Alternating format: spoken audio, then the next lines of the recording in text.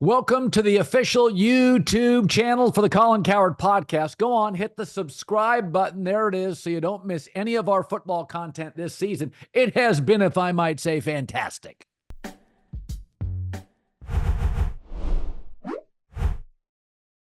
Time for another edition of Sharper Square. Chad Millman, CCO of the Action Network, all odds provided by DraftKings. It was last year I got off to a dubious start, 0-9-1. Weeks 3, 4, okay. Caught fire in week 5. Had a 5-0, several 4-1s. Similarly, this year, I'm done messing around.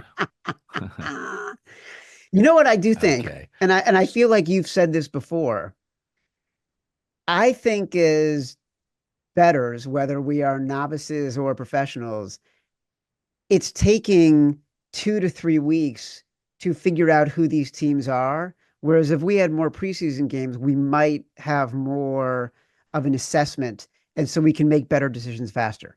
I also have a really cool stat for you that I think is making it a little bit harder to make accurate projections. Oh, well, let me hear that. So Let me hear that. this year, the average spread in games is Crazy. There's no big spreads. 4.2 points per game is the spread. Okay. I think this weekend, let me see if I can find this. Like there have been, I think there's 2 games where the spread is 7 or more.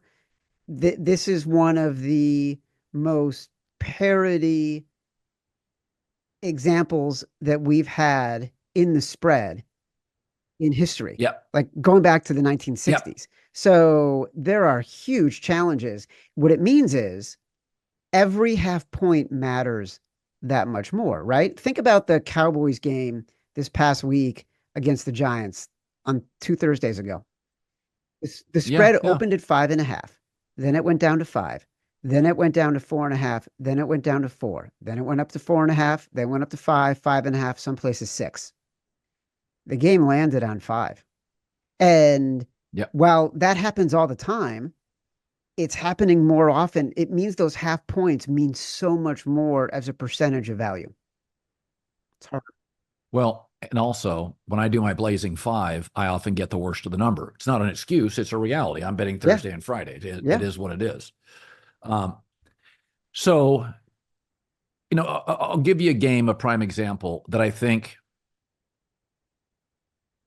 part of me thinks you take the game, but this is my dilemma. So Cleveland getting 3.5 against Washington, they get Nick Chubb back. But I wonder if 2 things. Deshaun Watson is washed. Secondly, though they haven't faced great competition, Washington's domination of Arizona makes me think, do we have the next Lamar Jackson in Washington? There's a certain harmony with Cliff Kingsbury and Jaden Daniels.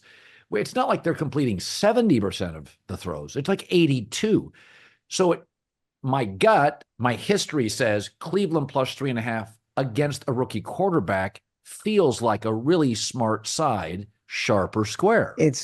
There's going to be games, Colin, and we've talked about this. We'll do the sharp calls segment on the favorites where the wise guys, professional bettors, will weigh in with their feedback on the games that we talk about. We talk about them on Tuesday. On Thursday, we go over sharp calls. 4 or 5 games this week. Washington is one of them. Massive split. The right side is to play Cleveland at 3.5. You're 100% right. It's not because of the rookie quarterback. Jaden Daniels has already proven he's preternaturally gifted. Like what he has done in the first 4 weeks of the season is indicative of what you will do over the course of a season, right? And his accuracy stats, as you mentioned, they are not just good for a rookie. They are good historically in the history of quarterbacking. This is a buy low, sell high situation, right? You want to get off the Commanders right now because they had that big win against the Bengals. Then they went and blew out Arizona in a game. A lot of professional bettors were betting on Arizona. Meanwhile, Cleveland, they're fading. The line flipped last week when Max Crosby was out and Devontae Adams was out for the Raiders, and the Browns went from being underdogs to being favorites, and then they still lost. Here's the challenge. And it's why the game is so split. And it's why a lot of wise guys are taking the half point, but a lot of people, they're just passing. This offensive line for Cleveland is in shambles. And now Ethan Pozick, who was the center who went out last week, there are questions about his ability to play this weekend. They are already lacking other offensive linemen that has been killing their running game, which has always been good. Forget about Nick Chubb. Is David Njoku going to play? If Njoku plays, that makes Deshaun Watson a little bit better. But generally, this team is struggling at every single position on the field, defensively as well. Like, they have not been playing well defensively. Myles Garrett has already said he's got injuries to his feet that are going to require surgery. I want to bet the Browns so bad in this game. I do. I really do. And like, I can't pull the trigger yet. I might. The wise guys still might come in. It's not one of my favorite plays. So I believe two things are true simultaneously, that quarterbacking matters more now than 10 years ago, and coaching does. I think there's a gap in coaching in this league, and you're seeing it on a regular basis. I think Minnesota has the best coaching staff in the league. Brian Flores, arguably the best defensive coordinator, where top quarterbacks, C.J. Stroud, Brock Purdy, acknowledge, I don't know what I saw. Minnesota doesn't even have to give up a field goal. Oh, by the way, massive pressure on a team I think is one of the most poorly coached between Nat Hackett and Robert Saleh. If it's 3, I stay away. If I only have to swallow 2.5, Darnold and Aaron Rodgers, it's a lot closer right now than you think. I would swallow the 2.5 in London and take Minnesota sharp or square. Historically, you're on the right side. I think the record for favorites in London, just straight up, 34-10-1, 30-15 against the spread. So that is the right side. The wise guys they can't quit Aaron Rodgers. They can't quit the Jets right now. So they have been coming in on the Jets, but I agree with you. The right side is the Viking. It's not a sharp side by any measure. But it is the side where you probably are going to have a better opportunity because of what's happened historically. Okay. Something that I've believed for a long time, a little zigzag theory. When a really good team is humiliated in a standalone game, take them the following week. Buffalo -1 at Houston. Without Joe Mixon, C.J. Stroud, all quarterbacks need run games. Young quarterbacks especially. It's not quite the same without Joe Mixon, a healthy Joe Mixon. Buffalo is an excellent team, much more depth, more layered offensively than years before. The linebackers are healthier, completely, utterly humiliated. I would swallow the point and take Buffalo sharp or square. Totally square. This is a massive public game where the fans are coming in and they love the Bills. And normally, and there are stats to back this up, which I'm sure we will get to, you get blown out, you want to be the team that is being bet on in the next game. Here's what's challenging for this game. Number one, the line has flipped. It's gone from Buffalo being the underdog, Buffalo being the favorite. That is a side where you want to be on the underdog. That is a historical trend where when the line flips, you bet the underdog. Number one. Number two, on the field, the challenge with the Bills is that the middle of their defense, from their linebackers to their safeties, is just trash, right? Matt Milano has been out since before the season started. His backup out. Damar Hamlin is not a top-notch safety in the way they have had top-notch safeties in the past. Nico Collins is a game wrecker right now. So C.J. Stroud improves his third down efficiency just a little bit and will probably have that opportunity to take advantage of the middle of the field against that Bills defense. Then all of a sudden you're playing yourself out of a game. So the wise guys are on the Texans and they're hoping to keep getting +1.5 so they can get a little bit of a cushion. But again, what's interesting, that half point means everything in these games where the spreads are between 1 and 4, right? So that's a massive, massive edge. So Green Bay, and I said I didn't bet the Packers-Vikings because my guess was there were two possible outcomes, and I actually saw both in the Vikings-Packers game. Brian Flores, first half against Jordan Love, Jordan looked like he hadn't played a lot. Second half, gets his feet under him. Green Bay pivots at half, and then you see the real Packers team that can play with anybody. So I think the second half Packers is the team I'm getting. There's still a major problem with the Rams. With no Puka and Cooper Kupp, they can't get touchdowns in the red zone. They have no playmaker. Tyler Higbee out. Puka out. Cooper Kupp out. Blake Corum not playing much. Missing their best offensive lineman on the interior. So the Rams, even when they outplay you, they're just settling for field goals.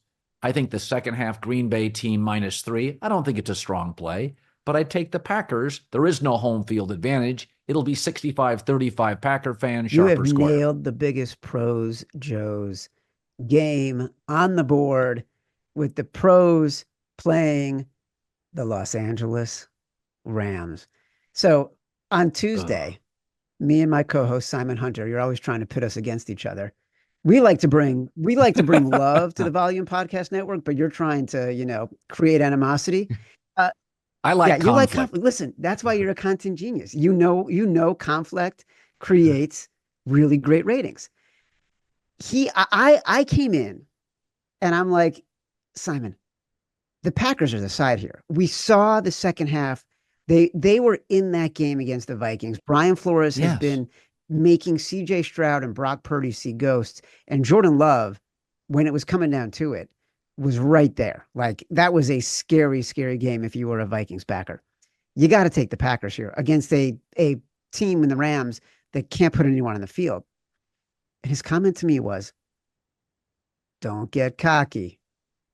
And sure enough, as the week went on, this was the game that all the wise guys were coming in on. You saw the line move from 3.5 down to 3. Even with all the tickets coming in on the Packers, it stayed exactly where it is. It's pretty astonishing how much the wise guys like the Rams here. I'm going to be on the Rams. I'm hoping that I can wait until Sunday and get 3.5 again when everybody is coming in and the public comes in on the Packers. One stat I can give you, and similar to why wise guys are thinking about the Browns, is when you're playing a team covering the spread by more than 5 points per game, so then in this case, the Packers, they only cover about 45% of the time when facing a team with a win percentage of less than 60. So I know it's a lot of numbers, but basically, when bad teams play good teams, bad teams cover. Giants-Seahawks. Rarely have I ever been more impressed with a losing team on Monday Night Football. So Seattle, in Detroit, standalone game, missing their top 4 defensive linemen. You knew they couldn't stop Detroit. Seattle has 2 things going for it. Their skill players, Walker, DK Metcalf, tight ends, Geno's playing. I mean, he's completing 77% of his throws. And I think Mike McDonald's excellent. They're getting a couple of their defensive linemen back. New York, if Malik Neighbors doesn't play in this environment, I don't know how the Giants move the ball. McDonald is really clever, and he's been really good against average to below average quarterbacks. I came out of that Seahawks game, and I'm like, I would not want to play them.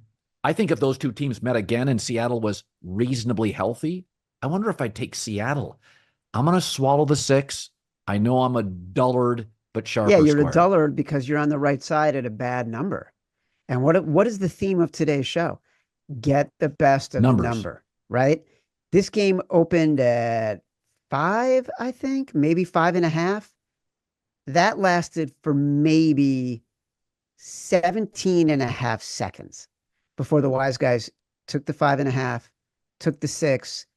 By the time most of America got up on Monday morning, it was at 6.5, where it's been sitting, except for today, where it's starting to creep up to 7. You are seeing some 7s out there.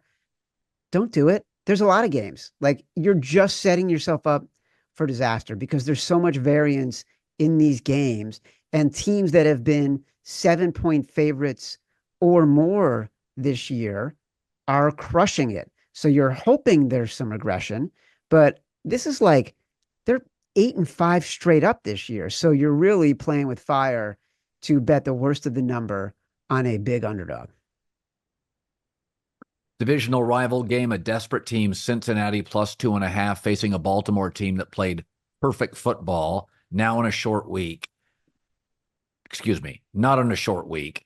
Division rival, underdog, great quarterback, Joe Burrow. Ravens played a perfect football game. The numbers tell me, history tells me, you take the dog in Cincinnati in a desperate spot, sharp or Book square. it. Finally, you got one. It's totally sharp. This game was at 2.5. The public bet it up to 3. It's been back down to 2.5. I wish you could say that, if you're going to put this in Blazin 5, you're saying you're going to get it at +3. I'm not sure you'll get there. But look, it's not a buy low, sell high situation, but it is a sell high on the Ravens and take advantage of the public sentiment that people don't think the Bengals are very good because they just won their first game and it was against the Panthers. And even that, the Panthers had a chance to be in the game. The Bengals defense is just not very good right now. But Joe Burrow is playing Right. MVP quality football. You look at what he's doing, throwing touchdowns. He's not turning the ball over. Like, he's having a great year. This team is getting better. Like you said, they're desperate. They're at home. These games in the division for the AFC North against teams that are of high equal quality, they are always really close. Home division dogs, 54% against the spread since 2020. In the last decade, home division dogs in September, October, 60% against the spread. And the reason why that matters is because that's when every team is competitive, right? So sometimes you get to the end of the year, you've got these division games, teams might be out of it. There might be playoff contention where they're no longer, which is no longer a possibility. So it's a very good representation when teams in the division play about the intensity of those games. Okay, I like Pittsburgh -2.5 for the Cowboys. TJ Watt against the rookie left tackle. It's a standalone game. Justin Fields under Arthur Smith is not as turnover prone. And I mean, this is a classic example to me of what the Steelers can do offensively is run the ball. And the Cowboys defensive run defense is 32nd in the league. I don't have to love the Pittsburgh Steelers offensively, but there are things they're excellent at doing. I'm not sure what Dallas does well at this point. I would swallow the 2.5 in Pittsburgh, Totally sharp or sharp. square. Wise guys love this game. It's sort of a reverse rah-rah Mike Tomlin spot. Normally, you don't like backing Mike Tomlin as a favorite, right? And we saw that last week. I was all over the Colts last week when the Steelers were on the road playing in Indy. But he's coming off a loss. So even though he's a favorite, it's a good rah-rah spot for the coach who has been enormously successful motivating his team. But then let's look at the field. Dallas was already thin and bad defensively. Now they are thinner and worse. No Micah Parsons, no DeMarcus Lawrence. On offense, Brandon Cooks is out in the backfield. They really have no running game to speak of. From a matchup point of view, it lines up perfectly for the Steelers in every way. They have an edge. You want to be able to run the ball. You want to get the ball out of Justin Fields' hands, or you want to keep the ball in his hands for RPOs. Arthur Smith, Steelers offensive coordinator, has been amazing this year at game planning to put Justin Fields in a position to succeed. The only time it hasn't worked is when they were losing, and all of a sudden he had to start making plays, throwing the ball downfield, and that's when he's fumbling, he's making bad decisions. They will likely have a lead in this game. They will likely be able to nurse a lead in this game. And then it's going to be up to Dak Prescott to throw the Cowboys back into the game. And he's going to be going against TJ Watt. And that's when the Steelers really cycle up the opportunity to win. So, we're all over the Steelers in this game. Saints +5.5 at Kansas City with no Rashee Rice. So it's not a great offensive line. Pacheco still not back. Not as formidable a run game. You lost your number one receiver. Xavier Worthy could become a volume receiver. He's certainly not that now. I think the Saints can hang around. Chiefs to win, but 5.5 seems really, really rich. Sharp or square? Totally sharp. The Saints are the right side here, and don't be sort of dissuaded by the outings they've had the past couple of weeks. They were incredibly unlucky. We've talked about the luck rankings on this show, which is basically a formula our math geniuses have devised to separate the signal from the noise and identify regression either positively or negatively, right? Yes. So last week, the Yep. last 2 weeks, the Saints have been incredibly unlucky. The Chiefs have still been lucky, right? And they will acknowledge that. They are playing at a higher level than their talent because Patrick Mahomes is so much better than everybody else. This is the biggest difference in luck we have in our luck rankings this week. 28 spots separating them. It's that number. If a difference in the luck rankings of 28 or more, 65% against the spread. If the team that's unlucky is on the road, 78% against the spread. I'll throw even more at you, Colin. Think about Patrick Mahomes as a favorite of more than a field goal, under 500 against the spread. You want to talk about Derek Carr? Derek Carr gets a lot of hate from everybody, deservedly so. But as an underdog, the past 20 years, if he is playing a team that scores less than 21 points in a game, he has a top 5 against the spread record with guys like Tom Brady, Aaron Rodgers, Drew Brees. How many points a game are the Kansas City Chiefs averaging? 18, something like that. So the stars are aligning for New Orleans to cover against the Kansas City Chiefs. I don't know what the over under should be for Denver and Las Vegas, but in a game that could end up 17-14, I'm going to take the points with the Raiders 2.5 against Bo Nix. I like Bo Nix. There's limitations. I just don't see the points here. I think Denver's defense has actually played really well, and I think it will hold. Brock Bowers, Devontae Adams. I don't think that trade happens till after this weekend. I have to take the points here with the Raiders in a division rivalry game, sharp or Yeah, square. that's why you do take the points, is because it's a division rivalry game. Because why would you take a rookie quarterback as a favorite when he just came off a game where he literally had the most putrid offensive stats that have happened since the 1960s, -7 yards passing at one point. But the challenge here, and the wise guys are totally split. So you're not going to get like a definitive sharper square. Personally, I have bet the Raiders at +2.5, but I know a lot of guys who are taking the Broncos here. Their defense isn't just good. Their defense is elite. Like they're playing at a top 5 level. And you're going against Yeah. a Raiders team where Max Crosby, we still don't know what kind of health he will be in for the game. They have offensive line issues as well. Obviously, Devontae Adams will not be playing in that game. I don't know that that matters to me. That's not a reason to bet or not bet. But I do think Gardner Minshew under pressure, about 62% QBR. When he's not under pressure, he's in the 90s. So something the Broncos do really well is pressure the quarterback, top 5. So that's going Yes. to be a challenge, I think. I'm still going to be on the Raiders because ultimately I like the trend of betting the division, the dogs in the division, but it's a tricky one. It's not like a definitive sharp or square. Okay, I always ask you for a game that I did not bet, but I kind of have a weird feeling about it. So it's Panthers +3.5 at the Bears. So Caleb's gotten better every week. And I ask you about a game that I feel like the number tells me bet Carolina. Not that there'll be regression, but Andy Dalton is moving the ball. These middle-class quarterbacks, forget politicians, they have saved the middle class in America. Darnold, Baker, Geno, Dalton. I mean, really, these middle guys who are good at their craft, you don't pay them a ton. They all have good weapons. I take Carolina here, Yeah, right? I'm on Carolina now. This is another one to bring it full circle. Sunday night, we'll do a show, the Favorites podcast, at 7:30. We will do it as soon as the late afternoon East Coast games end. We'll be off the air before the Sunday night football game. The point of this show is to preview the early lines that we already like, where we want to get an edge. This line, Sunday night, 7:30, Carolina +5. I bet it right away. It went down to 4.5.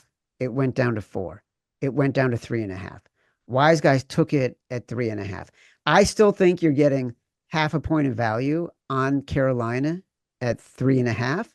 I don't think the Bears are in a position to be 4-point favorites over anybody, even though Caleb Williams is 3-1 against the spread and has done this in an unprecedented way for rookie quarterbacks.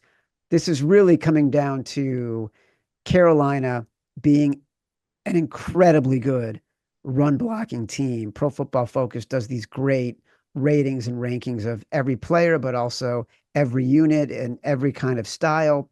Carolina's run blocking this year is top 2 in the league. The Bears' run defense is mediocre. And I do think with Andy Dalton, who is going to have a harder time throwing against the Bears' coverage, which is really excellent, and throwing against their pass rush, which has also been excellent, they are going to try to change the pace of this game, make it a slower game, which will probably be lower scoring, be a little bit closer. So I still like anything with Carolina over a field goal. You look as we move into October at weather in Chicago, because if it's choppy and windy, it helps Carolina. Totally. I mean, look, Andy Dalton, this is what's interesting about the Panthers. And every professional bettor loved the Panthers coming into this season. They felt like they had made huge improvements on their offensive line. Primarily, that is why. And they thought Dave Canellis coming in, he had done wonders with Geno in Seattle. He had done wonders with Baker Mayfield in Tampa. We thought that he would do well with Bryce Young. It's amazing to me, 2 weeks in, whether it was David Tepper, the owner, or Canellis himself, pulling the cord on Bryce Young and saying, our team is too good. We've got opportunities to win. Let's go with Andy Dalton. That's when a quarterback like Andy Dalton starts to help you, is in circumstances like that. All right. What's the game I missed that you like? It's usually an egregiously bad watch on television. Oh my God, I can't believe I'm going to say this to you. You actually hit most of the games. You missed one. I'm looking down at my notes here. Miami, New England? Come on. Gross. Come on. I did explain to my son the other day. We were watching a bunch of games, and I forget which game it was. I'm like, this is the corner TV game. And I sort of indoctrinated him. Like, nobody gets it anymore because they got Red Zone, and you can, do 4 boxes of games, or you put up multiple screens in your house. But like, they don't remember that back in the day in the sports book, there's a game on in the corner that nobody wants to watch, but they have to put it up because somebody bet it. I don't have a corner. That Miami New England game is the corner TV game. I am going to see if I can entice you on a little bit of Arizona +7.5 against the San Francisco 49ers. Well, McBride, the tight end, is healthy. It's a division game. They've actually had a few moments where they've given the Niners trouble. I get that. That's, again, like Burrow, I don't get a good team. I get a good quarterback with weapons and points. It's hard not to take plus it. Teams to lose by 28, like the Cardinals the previous week, 28 or more. And then our dogs of 4 or more the following week, 62% against the spread the past 20 years. Not just that. If a team that lost by 17 is playing a team that won by 17 or more the previous week, 60% against the spread the past 20 years. These division dogs, 56% since 2020. Like, NFL dogs this year, we've talked about the dogs and fade, all that kind of stuff. NFL dogs are 6+ points, 9-8 straight up, 14-2 against the spread through the first 4 weeks. So either that trend is going to end, but I'm willing to ride it in this spot. Chad Millman, all odds provided by DraftKings, sharper square. First of all, we're going to get the Padres-Dodgers. Yes. Great series. Insane. We may get Mets-Phillies. What do the odds makers say on Dodgers-Padres? Because the Dodgers have had pitching injuries all year. This is probably the most talented Padres team of my life, including the World Series Padres team, between Machado, Tatis, their batting champ leading off, Jackson Merrill, the rookie. They made moves at the trade deadline to bolster their staff. What do the odds makers think? Well, look, the Dodgers are going to be favored just because Heavy favorites Not or heavy favorites? favorites. Like I'm looking right now, like even in the first game, it's minus 130 plus 114. So like, and that's a home game for the Dodgers.